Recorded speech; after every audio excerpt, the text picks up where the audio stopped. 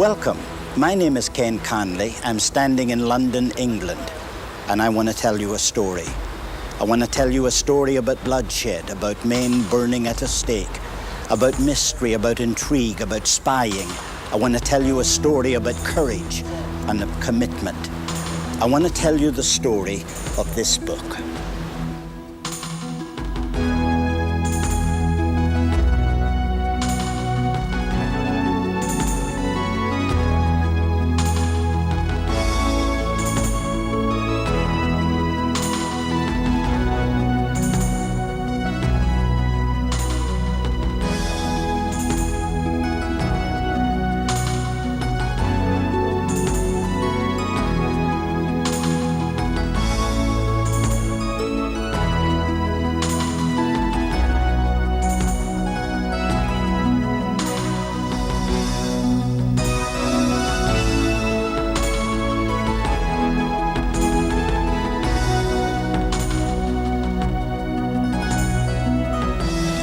I'm standing by the River Thames, and behind me is Hampton Court, a building that pictures the excesses of the age in which it was built.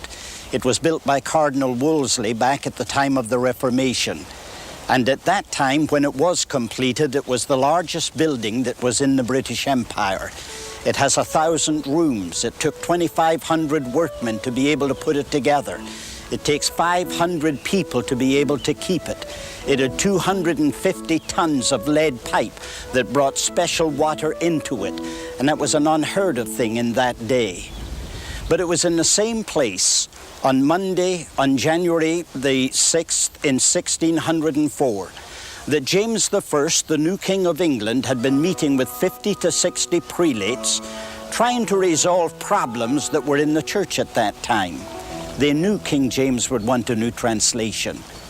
But that's not the first translation of the Bible into English. For that, we've got to go back 230 years. This church is located in Lutterworth in England. It's only a village, but it's 700 years of age. Back in 1374, Dr. John Wickliffe, who was the president of the Balliol College in Oxford, became the pastor of this church. John Wickliffe made such an impression that he left his influence on generations to come. Many things may have caused that influence, but one is notable. He gave us, for the first time we ever had one, a Bible in English. That Bible wasn't taken from the Greek or the Hebrew because nobody in England knew Greek or Hebrew. Latin was the religious language of that day, and he just simply translated from Latin, but into the language that common people would understand. And then he gave that Bible to his Lollard preachers, and he sent them out to teach the people in the marketplaces and in the fields what it meant to have a message from God in the Bible. Significant thing about the Bible was that it was handwritten. It took 10 months to make one copy. And for one copy, it would cost £40 to be able to buy it. Now, £40 then is not what it is today. They must have written so many of these that they were spread all over the country, burned wherever they were found, and yet, today there's 170 copies still surviving. There were so many of John Wycliffe's preacher boys who gave their lives for their faith that over in the city of Norwich, for example, they called the place of public execution the Lollard's Pit. But they didn't get the courage to take up the body of John Wickliffe for 44 years. Then they took it out of its grave and they burned the bones to ashes, and they took the ashes and they emptied them here into the River Swift. They were intending that they would close the door on his influence. But look what they really symbolically did. This River Swift flows into the Avon. The Avon flows into the Severn. The Severn flows into the Bristol Channel, and the Bristol Channel empties out into the oceans of the world. In fact, symbolically, they opened the doors and let his influence out.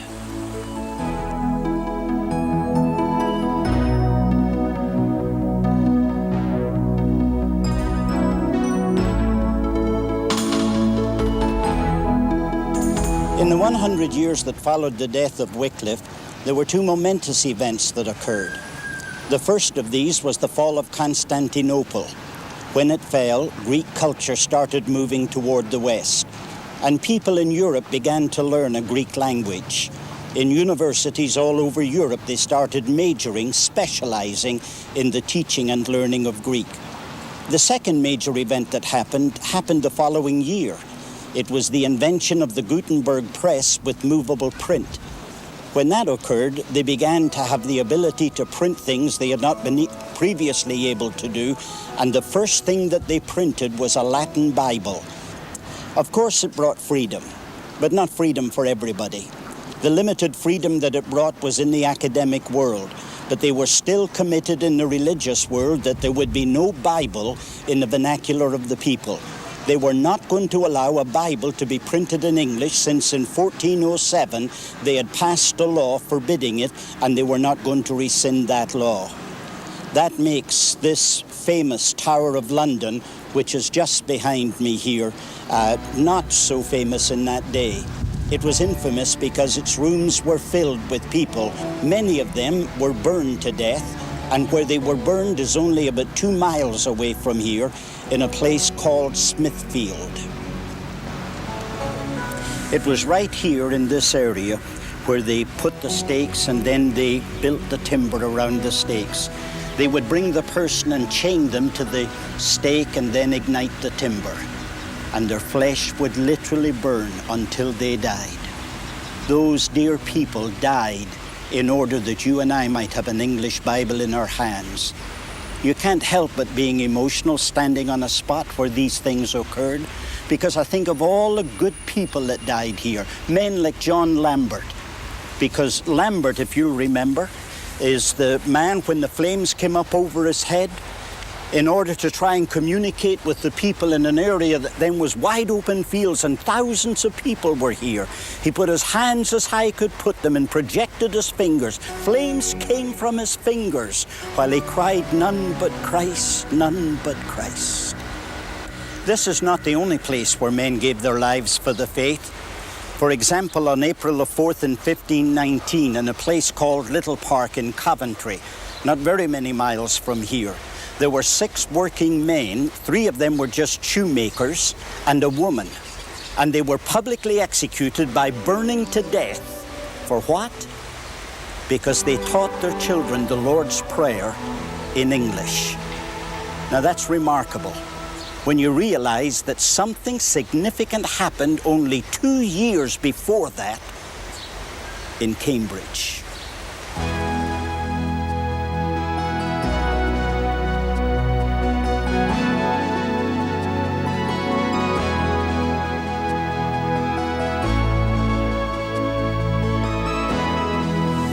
It was during the persecution of those days by the leading religious authorities against any expression of religion in any other language except Latin that a young man named Thomas Bilney used to walk these streets in Cambridge. He had been soundly converted to Christ by reading the Greek New Testament of Erasmus, and immediately trying to share his faith had gone to the White Horse Inn, where the sophists of his generation used to meet. It was the Mars Hill. The end result of his meeting there was that many of the leading professors at Cambridge University here were being converted to Christ. That immediately attracted attention. And among the people that came from different parts of England to this university was a young man named William Tindale. He was an excellent Greek scholar. In fact, he was so well versed with 7 different languages that no stranger could determine which one was his native tongue. And he was a very committed man. In an argument one day, his debater said, "We had better be without God's law than the Pope's." Tindale fired back at his opponent, "I defy the Pope and all his laws. And if God spare me, I will one day make the boy that drives the plough in England to know more of the Scripture than the Pope does." These are the fields on which Tindale watched commoners ploughing constantly. They're situated on the Cotswin Hills, and that is the Severn Valley. It's little Sodbury Manor, owned in those days by Sir John Walsh. Walsh lived here with his wife and his 2 boys, and Tindale was hired to become the tutor of those 2 boys. This little attic room happens to be the private room of William Tindale while he worked for the Walsh family. Here he slept, and here he kept his books, and here he studied. The idea came to him that if the Greek New Testament had such a profound effect upon the scholastic world, what would an English Bible do for plowboys? At this very spot, he decided he was going to translate the Greek New Testament into English. He worked on the project while he was here for 6 months. Then he realized that it was jeopardizing the Walsh family's life. So he left here and he went to London. He tried to get the Bishop of London, Bishop Tunstall, to give him official permission for what he was doing, but Tunstall would not do it. So he self-imposed an exile on himself, went over to the continent, met with Martin Luther, and found a great friend in Luther. He finished the work of translation and then started on the problem of having it printed. That was a very difficult problem for him to solve because the English had decided they were going to do everything to make it impossible. They put a price on his head. And so he lived in poverty, crisscrossed his paths. He was on one occasion, they were coming in the front door to arrest him in the print shop when he gathered whatever documents he could and went out into the night in the back door. And he lived like that. But one holy passion gave him and made him indefatigable in his energy. He wanted to finish this work. And eventually in December of 1525, his work was completed. And a new phase began. How is he going to get these Bibles smuggled into England? Would you believe that that all has something to do with this? A bag of flour?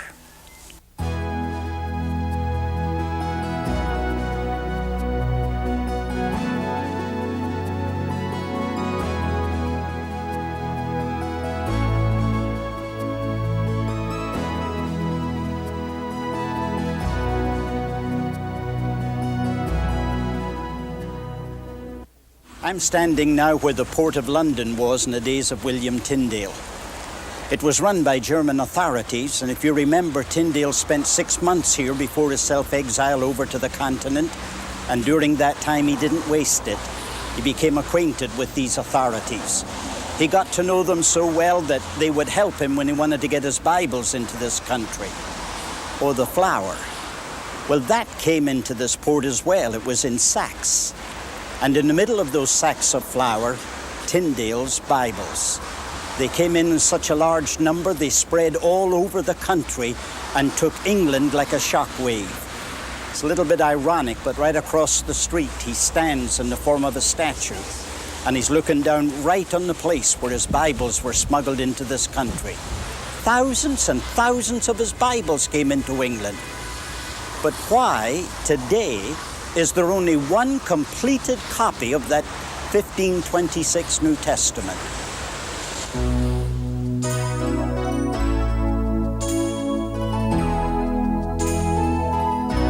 A man named Tunstall was the Bishop of London at the time of William Tindale, and he was Tindale's bitter enemy. He did everything that he could to frustrate what Tindale had in mind, and whenever he could find one of the Bibles, he would bring it here to St. Paul's Cathedral and ceremoniously put it on fire.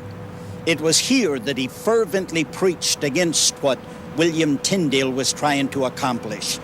He was so frustrated that he decided he would go to the extreme measure of getting all the money available he could get, go over to the continent and buy all the Bibles to be bought and bring them all here, burn them, and that would be the end of it all. He had a man by the name of Augustine Pakistan, and Pakistan was a merchantman that did a lot of trade over there. He asked Pakistan if he would arrange to buy all the Bibles that he could find. Pakistan agreed. But what Tunstall didn't know, Pakistan was a friend of William Tindale's. When he bought the Bibles, he paid 4 times the price of a Bible in order to buy one, allowing Tindale to reprint 3 in place of it. And so it turned out to be that the very man who was trying to destroy the project was actually paying the cost of it. However, in 1535, Tindale was captured. It was a friend that betrayed him. He spent 1.5 years in the castle at Volvord, working on the translation of the Old Testament. That was his life's passion, and he couldn't get away from it. And then in October of 1536, they took him out to die. He was tied to a stake where the timber was around to ignite and burn him to death. But there's another part to that. They put 2 holes in the stake. They threaded a piece of wire through those holes that went around the throat of Tindale, and they determined that he would die by strangulation as well as by burning at the same time. The last chapter in a great man's life. And the last words that he spoke just before, when the flames were coming up and before they pulled the wire: "Lord, open the eyes of the King of England."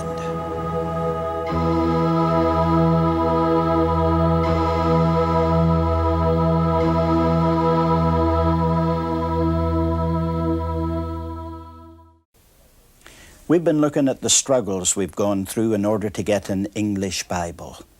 We've gone back to the days of John Wickliffe. We've gone through the days of William Tindale. And remember William Tyndale's last and closing prayer, "Lord, open the King of England's eyes"? That was very quickly answered by the Lord, because a man working with him by the name of John Rogers picked up his pen, finished the translation of Hebrew in the Old Testament, and then took the documents and of all places sent them to England.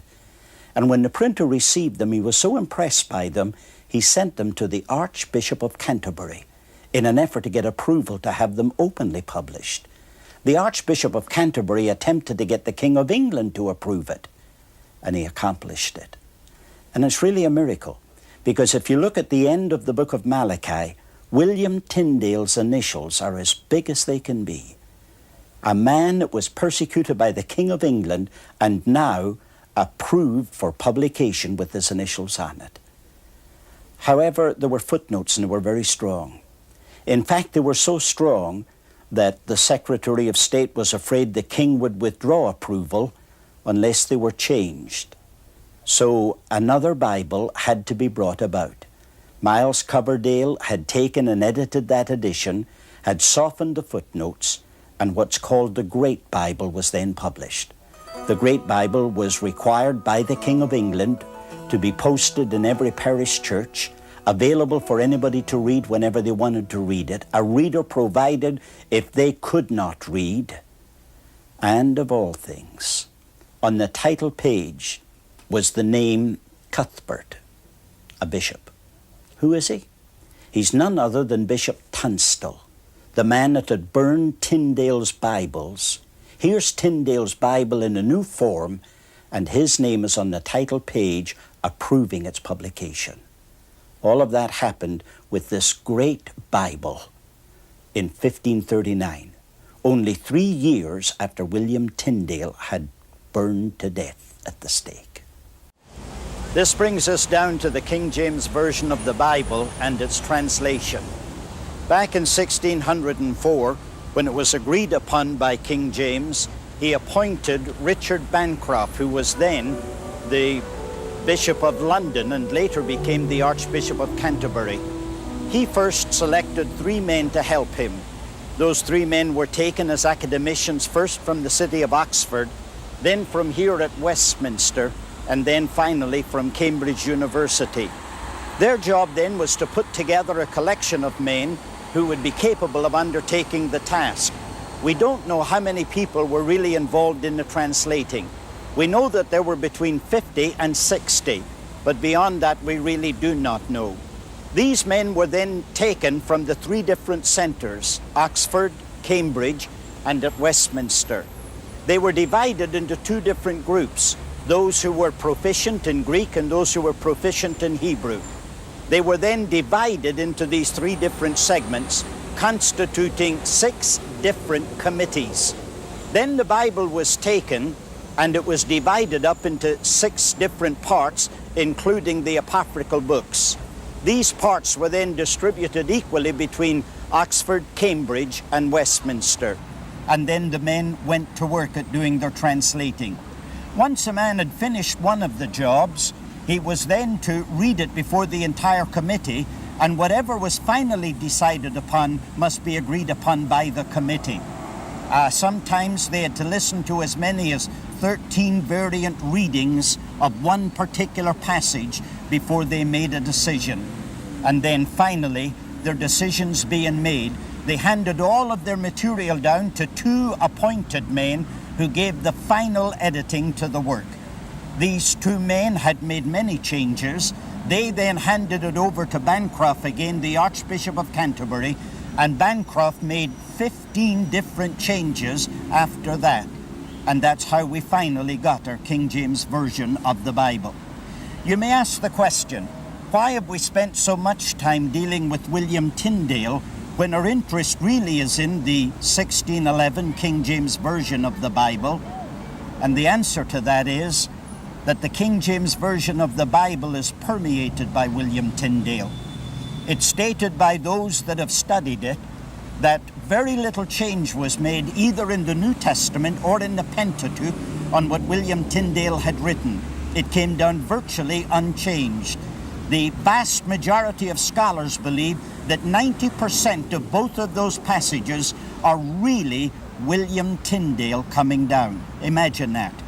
I mean, 50 to 60 of the greatest intellects of their day, 6 different years in 6 different committees, and what they have produced is very little changeable to what was given to us by William Tindale. We can't pay a big enough tribute to William Tindale.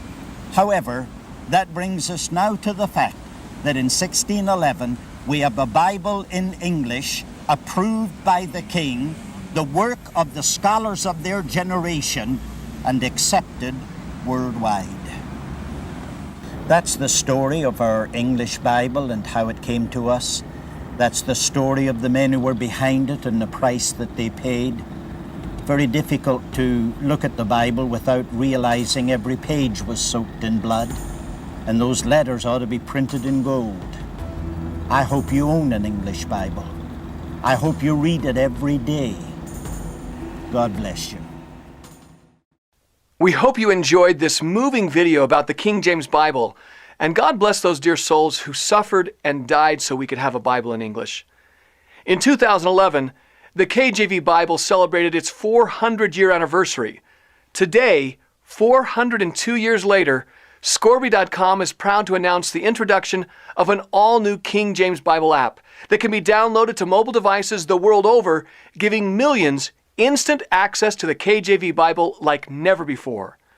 The new KJV Bible app, narrated by Alexander Scorby, is state-of-the-art, enabling you to quickly search for your favorite Bible verses and create playlists from those searches for instant access from your smartphone or tablet anytime, anywhere. God has always used man's inventions to speak to his people. This is the newest that God can use to speak to you today.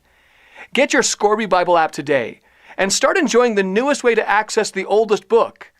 Click the link below for complete details and see our app demos. Thanks for watching, and God bless you as you listen to His Word.